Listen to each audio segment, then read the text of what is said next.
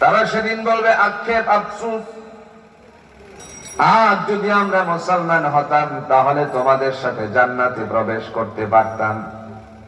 তার মানে স্পষ্ট হয়ে গেল মুসলমানের দাম, জোরে বলুন, আল্লাহর কাছে কম না বেশি? প্রিয় ভাইরা আমার, এই কারণে আল্লাহ পাক রব্বুল আলামিন ডাক দিলেন, ইয়া আইয়ুহাল্লাযীনা আমানু, হে বিশ্বাসীরা।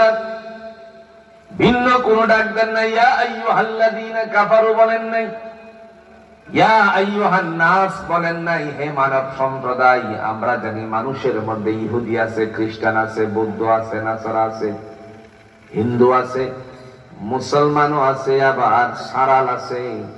সবাই আল্লাহ একত্রিত করে ডাকটা দিতে পারতেন, কিন্তু দিলেন না। কেন দিলেন না? কোরআনুল হাকীমের মাধ্যমে আল্লাহ বুঝাতে চেয়েছেন আমার কাছে একমাত্র সিলেক্টেড কৃত ধর্মটার নামই হলো ইসলাম। আর ইসলামে যারা থাকে তাদেরকে আমি নাম দিয়েছি মুসলমান। সুবহানাল্লাহ বলেন। একমাত্র মনোনীত ধর্মের নাম কি ভাই? দলিল আছে? কথা কোন? কোরআন দিয়ে আল্লাহ বলেন, ইন্নাদ দীনা ইনদাল্লাহিল ইসলাম। একমাত্র সিলেক্টেড কৃত ধর্মের নাম হলো ইসলাম। আর এছাড়া যত মতাদর্শ আছে, যত ধর্ম আছে, সব হলো বানচাল। কথা বল না কেন?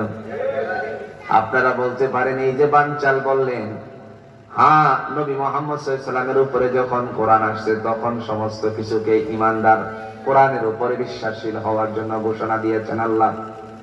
পূর্বের যত ধর্ম ছিল সেইগুলোর মধ্যে তাওরাতের বাণী যারা গ্রহণ করেছিল, ইনজিল যারা গ্রহণ করেছিল, জবুর যারা গ্রহণ করেছিল, এরা সত্যের পথে ছিল।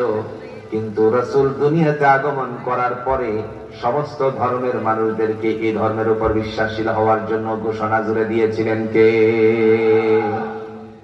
যেহেতু এই ধর্মের উপর বিশ্বাসশীল হয়নি, কোরআনের উপর বিশ্বাসশীল হয়নি, সেহেতু আল্লাহ বলছেন সবগুলো হলো বানচাল।